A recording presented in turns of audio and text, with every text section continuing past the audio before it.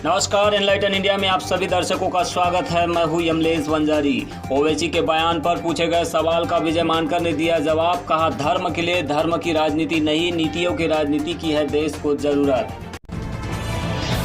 कि जब आप भी रिलीजन की पॉलिटिक्स कर रहे हैं तो सेकुलर स्टेट जो है वो कैसे बनेगा। तो इसका solution religion for religion politics करना नहीं है, धर्म की राजनीति करना नहीं है, संस्कृति की राजनीति करना नहीं है, नीतियों की राजनीति होनी चाहिए। तो मैं समझता हूँ ओवैसी जी यहाँ गलत है, उनको दूसरे पार्ट पर मैं करेक्ट करना चाहूँगा। राम मंदिर शिलान्यास में एक धर्मनिरपेक्ष राज्य के प्रधानमंत्री के द्वारा सार्वजनिक तौर पर शामिल होने को लेकर जहां हैदराबाद के सांसद असदुद्दीन ओवैसी ने इसे सेकुलर स्टेट की मौत और हिंदुत्व की जीत बताया है, तो वही एपीआई के राष्ट्रीय अध्यक्ष धीमान विजय मानकर ने इसी मुद्दे से जुड़े एक सवाल के जवाब में कहा है कि ओवैसी ने जो कुछ कहा है वह आंशिक तौर पर बिल्कुल सही है, लेकिन ओवैसी से भी उन्होंने इस बयान में एक सवाल करते हुए पूछा है कि आप भी धार्मिक राजनीति कर रहे हैं तो फिर धर्मनिरपेक्ष राज्य कैसे बनेगा। इसीलिए इसका समाधान धर्म के लिए धर्म की राजनीति करना नहीं है, बल्कि नीतियों की राजनीति करना चाहिए। इसीलिए ओवैसी जी यहाँ पर गलत है, जिन्हें आज मैं करेक्ट कर रहा हूँ। भारत इंडिया का कोई मजहब नहीं है। आज प्रधानमंत्री ने नरेंद्र मोदी ने बहैसियते प्रधानमंत्री आज के भूमि पूजन में शिरकत करके उन्होंने जो ओथ लिया था उन्होंने उसका वायलेशन किया है। उन्होंने संविधान का जो बेसिक स्ट्रक्चर है सेकुलरिज्म, उसको वायलेट किया है। और तीसरी बात यह है कि प्रधानमंत्री का आज के उस फंक्शन में जाना,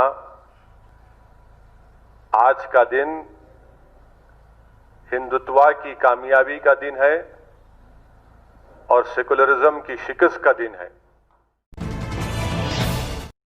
सर, ये सारे घटनाक्रम पर ओवैसी जी ने कहा है कि मुसलमानों के साथ धोखा हुआ है। उन्होंने कांग्रेस और विपक्षी दल को लेकर इस बात को कहा है, तो आप कैसे देखते हैं ओवैसी जी के बयान को? नहीं, ओवैसी जो कह रहे हैं वो आंशिक तौर पे सही है। एक बात तो पहले मैं ये कहूँगा कि कांग्रेस हो या बाकी जो अपोजिशन पार्टीज हो, यदि आपको 100 सालों में 50 सालों में जिन पॉलिटिकल पार्टीज को ये नहीं समझा कि स्टेट सेक्युलर होता है और पार्टियों का काम होता है सारे लोगों के लिए काम करना, उनके लिए पब्लिक पॉलिसी बनाना, उनके लिए लॉ बनाना, ये बात यदि आपको नहीं समझी कि भाई राज्य का कोई धर्म नहीं हो सकता, राज्य न्यूट्रल होता है रिलीजन के मामले में, तो फिर आपको जो है इतने साल पॉलिटिकल पार्टी आपकी जो है वो किस काम की है। तो वैसे जो ये बात कह रहे हैं कि बाकी पॉलिटिकल पार्टीज जो है धर्म को जो है वो सरेंडर हो रही है, हिंदुत्व जो है या कल्चरल नेशनलिज्म को जो सरेंडर हो रही है, उस लिहाज से ओवैसी जो है वो आंशिक तौर पर सही बात कर रहे हैं। और जो है वो मुस्लिम्स लोगों के साथ जो कुछ गलत हुआ उसकी वो बात कर रहे हैं, वहां तक जो है वो आंशिक तौर पर सही है। मैं भी किसी धर्म को नहीं मानता, किसी धार्मिक कम्युनिटी के साथ या खिलाफ जो है हम खड़े नहीं हैं, लेकिन उन लोगों के साथ जरूर खड़े हैं जिनकी जो है वो मस्जिद गिराकर जो है यहाँ मंदिर बनाया गया। वहां तक जो है मैं क्लियर हूं इस बात को लेकर। लेकिन ओवैसी जी से मैं कहना चाहूंगा कि जब आप भी रिलीजन की पॉलिटिक्स कर रहे हैं तो सेकुलर स्टेट जो है वो कैसे बनेगा। तो इसका solution religion for religion politics करना नहीं है, धर्म की राजनीति करना नहीं है, संस्कृति की राजनीति करना नहीं है, नीतियों की राजनीति होनी चाहिए। तो मैं समझता हूँ ओवैसी जी यहाँ गलत है, उनको दूसरे पार्ट पर मैं करेक्ट करना चाहूंगा।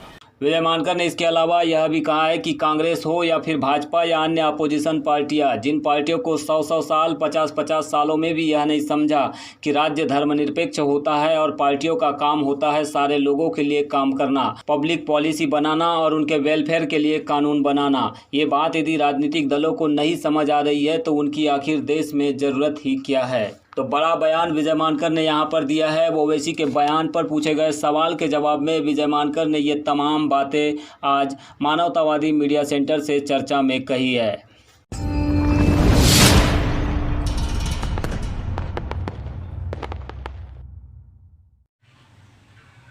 మిత్రులందరికీ జై భీమ్. నా పేరు Ramesh, Ambedkar Right Party of India joint secretary మాట్లాడుతున్నాను. Ambedkar Right Party of India president Vijay Mankar sir ఈ వీడియోలో ఏం చెప్పారు అనేది వివరంగా ఇక్కడ చెప్పడం జరుగుతుంది. భారతదేశం ఒక లౌకిక దేశం, ఇది ఒక కులానికి మతానికి చెందింది కాదని విజయ్ మాన్కర్ సార్ ఇక్కడ చెప్పడం జరిగింది. కానీ భారతదేశాన్ని మత రాజకీయం చేస్తున్నారని ఆయన ఇక్కడ వివరంగా చెప్పడం జరిగింది. కాబట్టి ప్రతి ఒక్క భారతీయ పౌరుడు ఇది గమనించాలి. జై భీమ్.